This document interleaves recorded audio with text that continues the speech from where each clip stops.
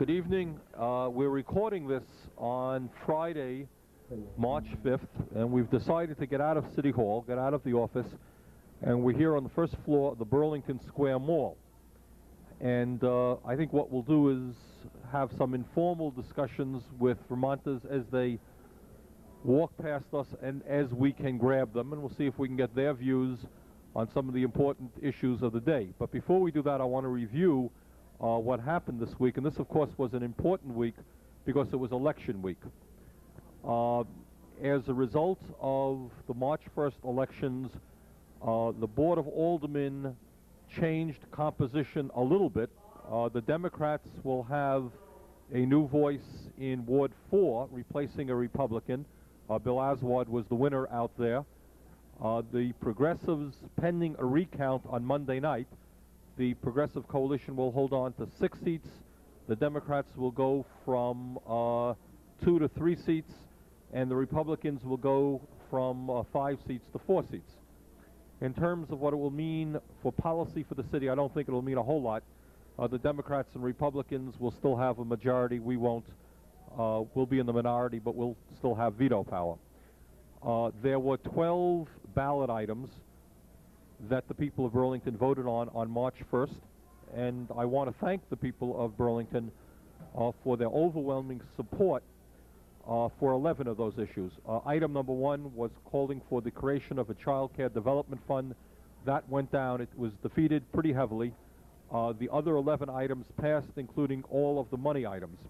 What will this mean for the city? Well, for a start, the approval of a $900,000 bond issue for new firefighting equipment will mean that the city of Burlington will soon be purchasing some of the best firefighting vehicles in the country. I think we have an excellent fire department now.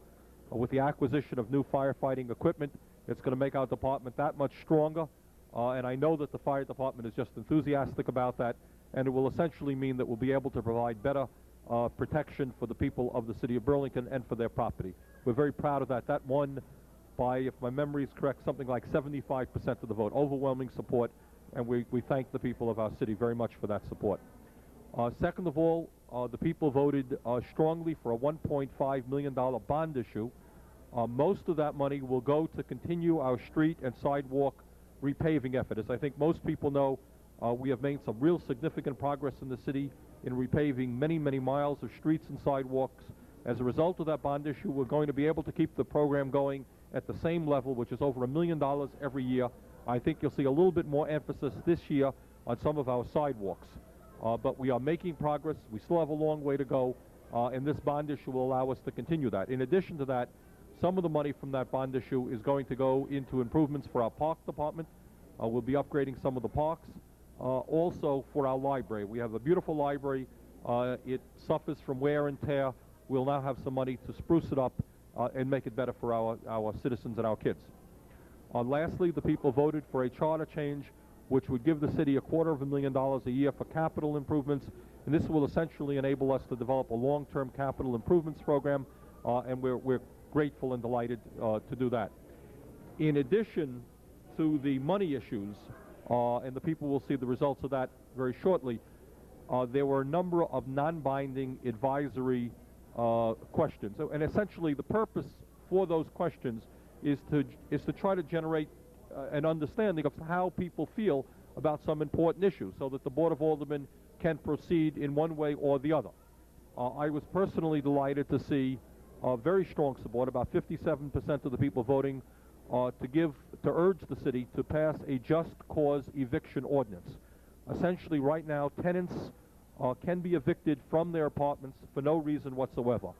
And they could be good tenants, they could have been paying their rent for 20 years, and essentially, for whatever reason, the landlord could say, I want you out. Tenant has no say about that.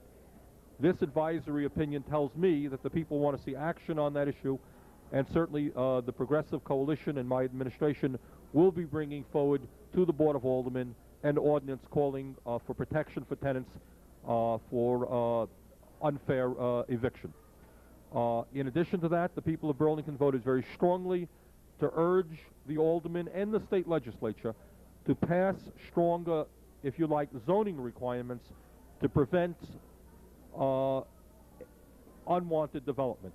certainly there is a very serious discussion in our city now about the issue of development. What kind of development do we want?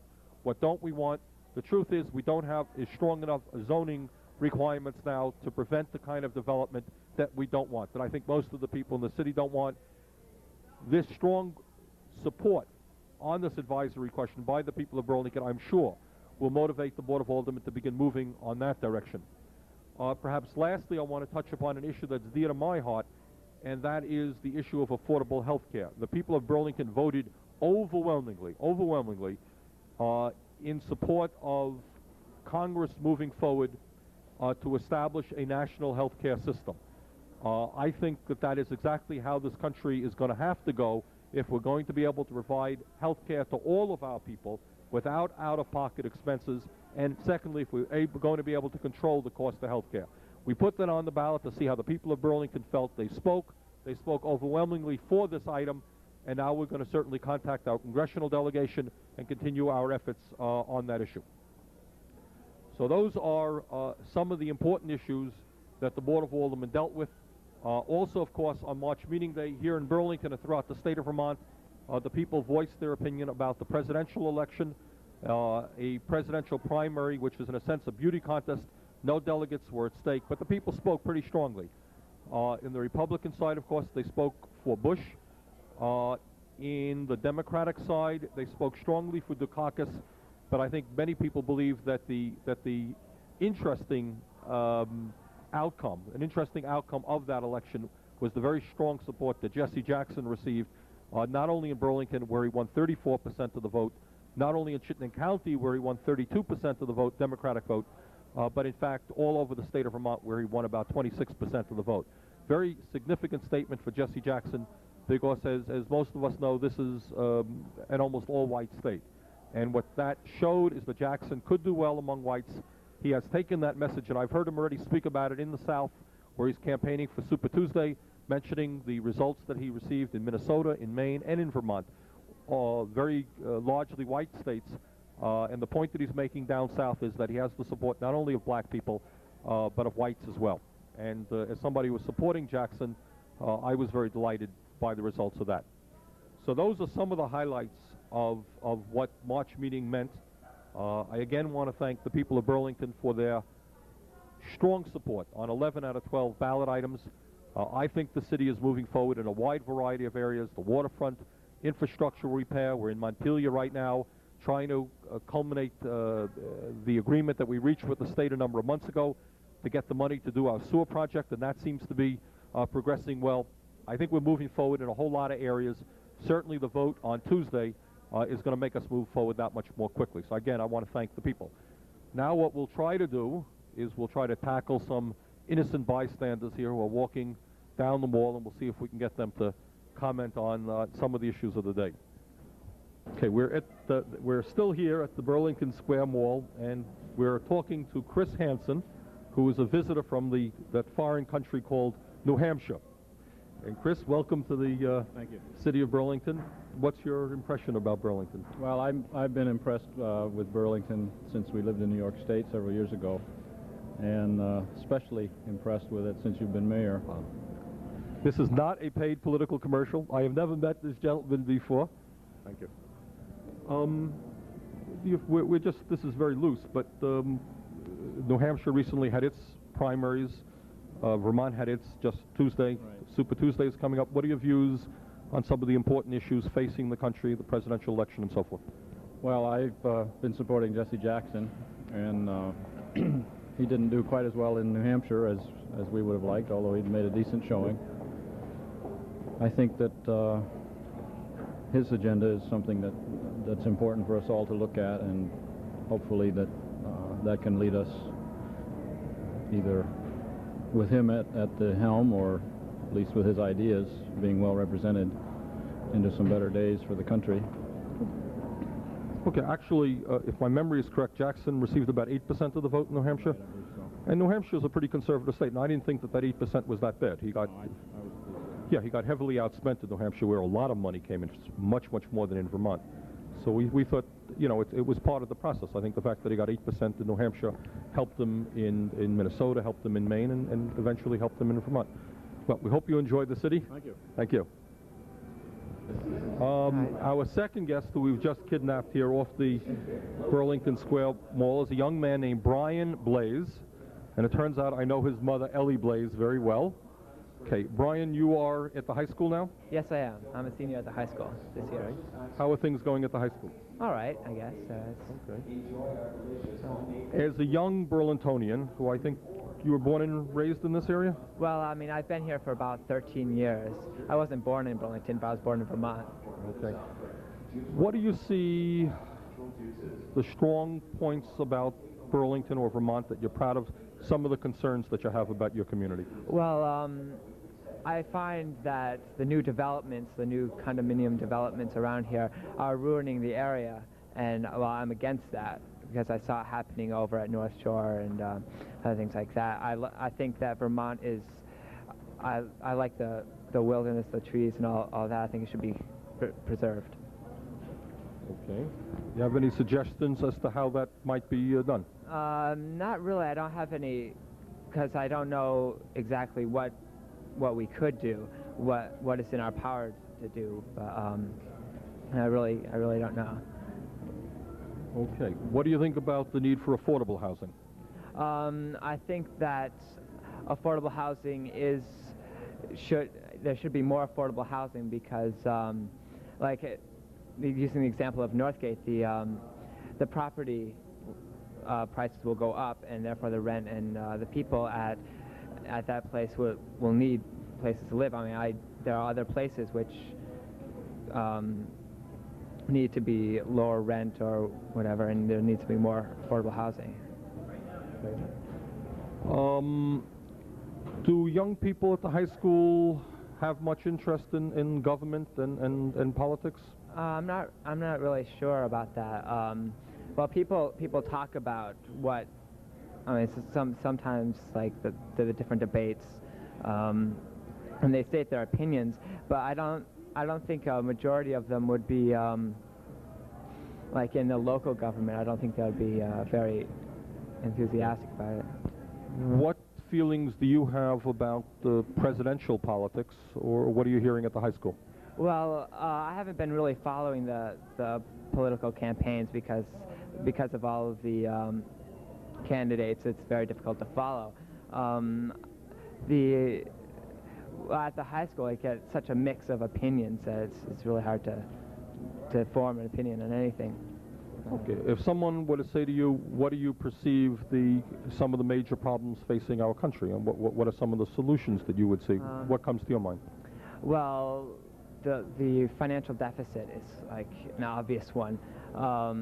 They were talking about raising the taxes, I believe, to compensate for that. But they cut down on social services and education, which is totally ridiculous. If they cut down on the military somewhat, they could help the financial deficit in that way. You don't think they should cut down on educational programs? No, I'm sure they shouldn't. Okay. Okay, Brian, thank you very much.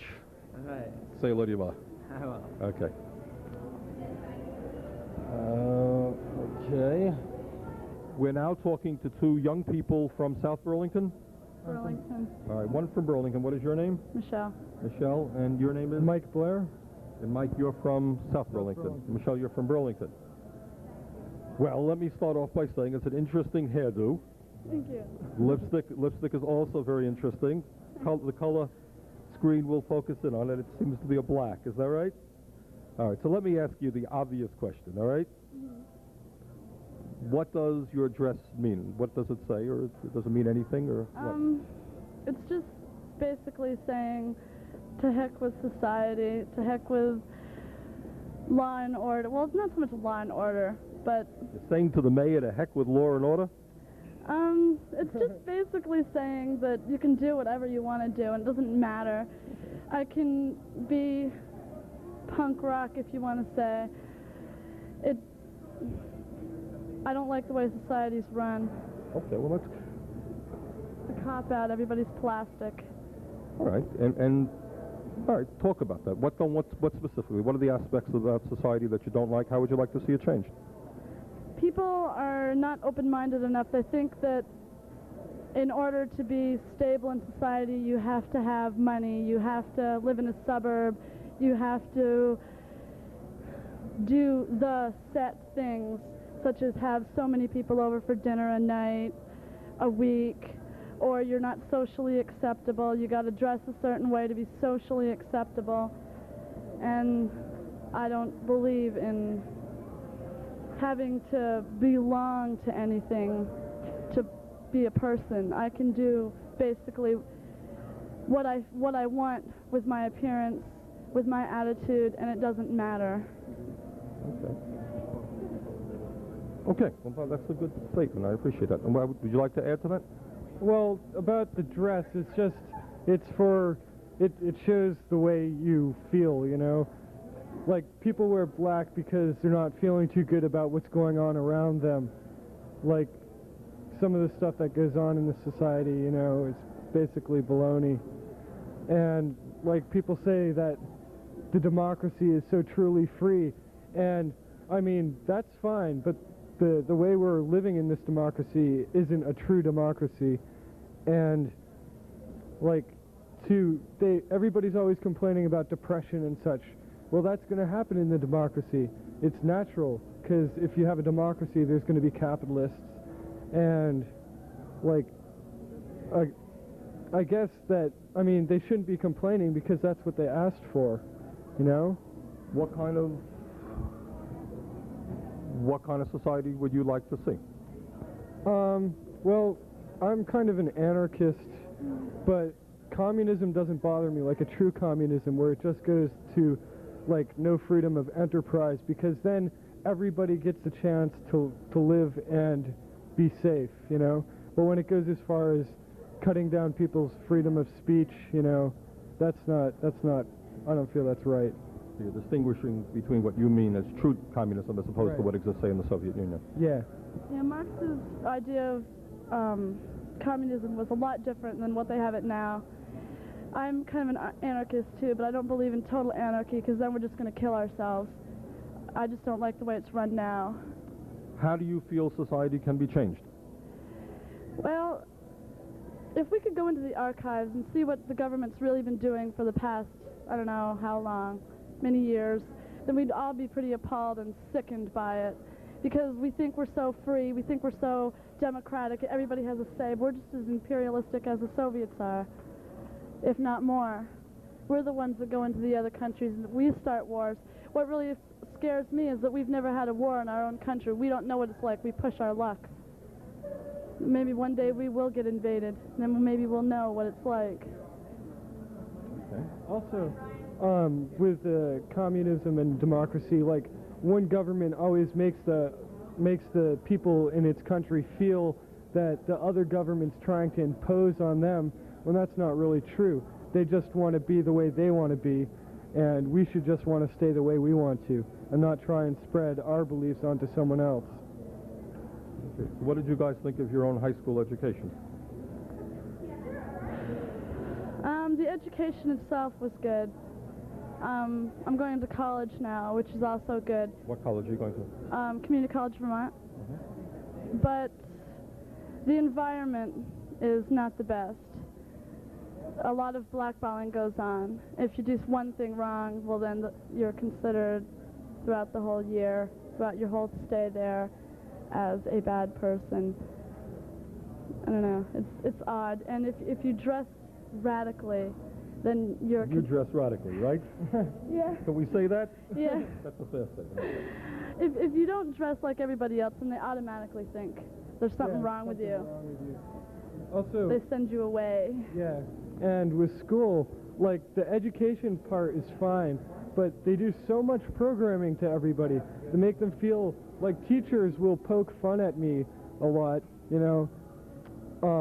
I'm not going to mention any names because they probably wouldn't be too pleased if they heard about that, but they specifically point out at me that, like, I'm trying to ruin their government. I don't care what they do. I just want to live the way I want to live, you know? Okay, well, thank you very much for your forthright views. Okay, see you. Thank you. Okay.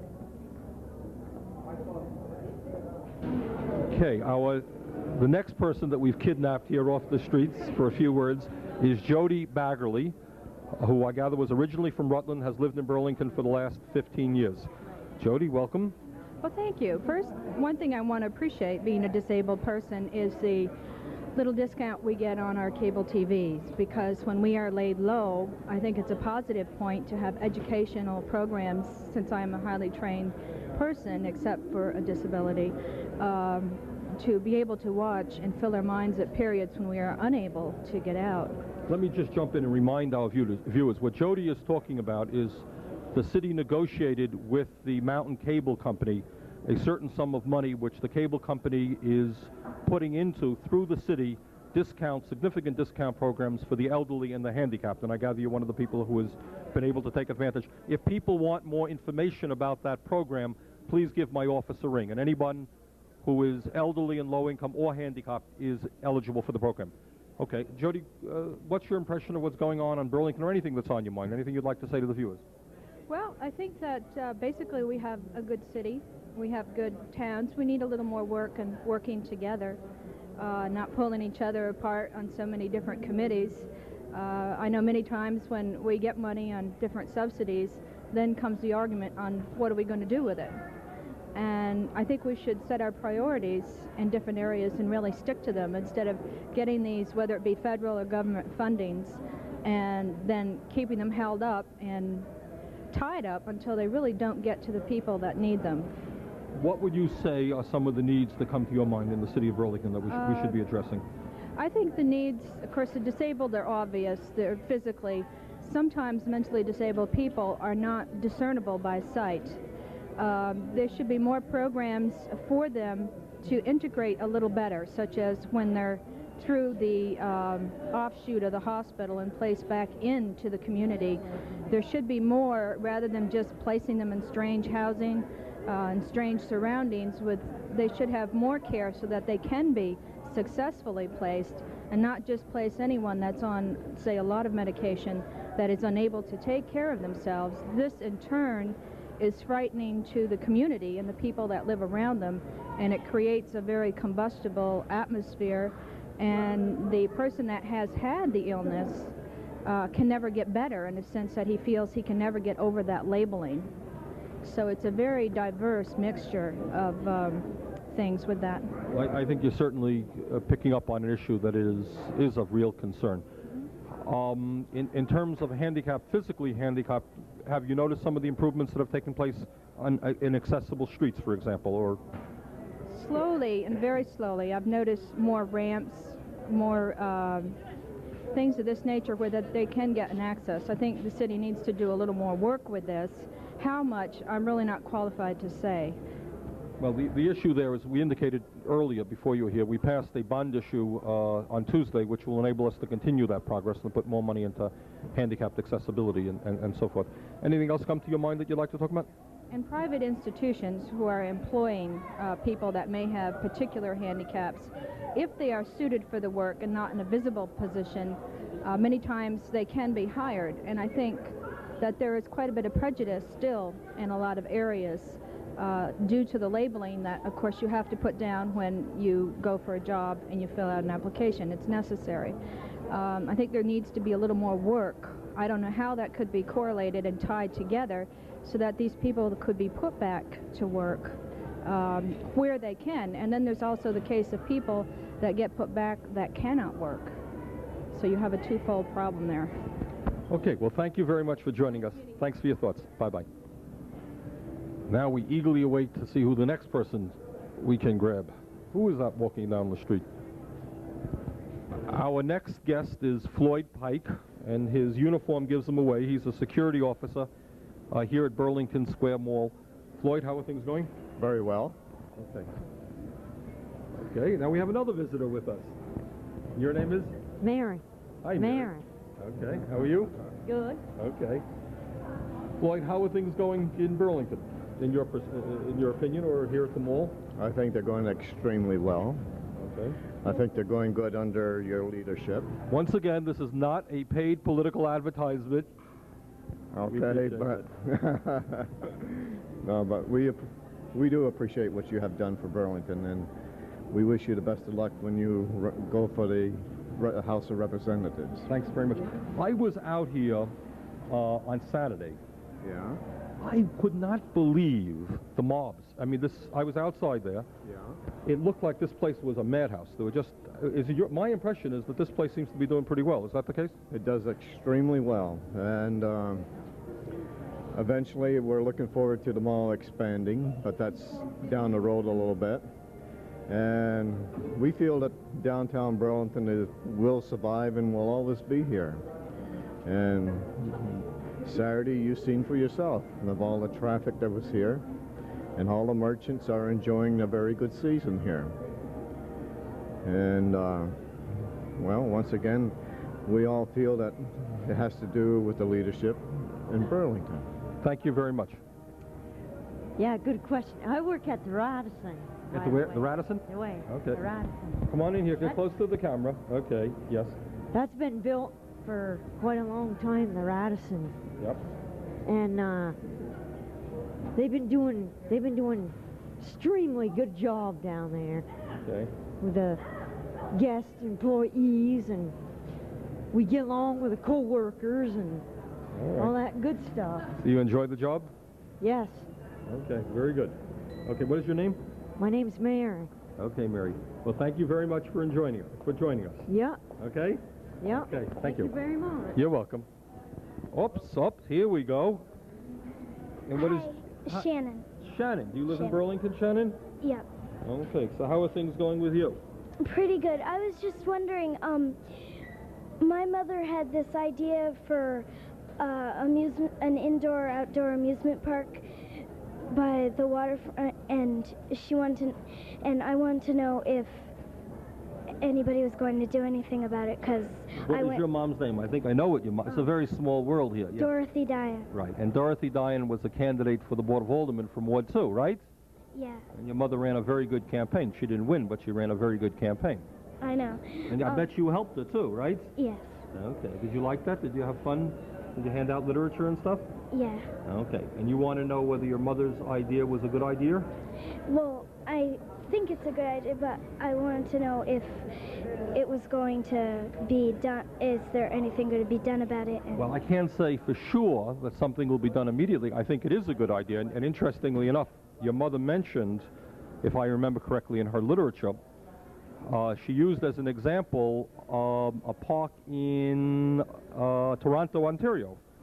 Remember that? What's it called? Ontario Place, is it called? Yeah, and there's also a place called Zach Periwinkle's in Pennsylvania, and I went there during the summer, and I gave her the idea because I really, really liked it there. You gave your mother the idea. I see. Is that your mother got all her good ideas from you? Not all of them. Right over there. Not all of them. She had some herself, huh?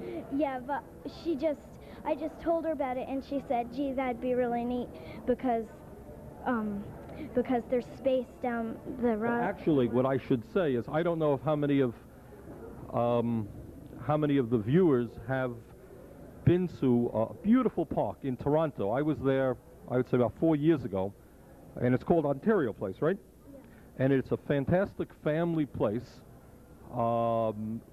where it is reasonably priced, and people have a chance to do some boating and skating and listen to music. It is a very lovely place, and I think your mother's idea is a very good idea.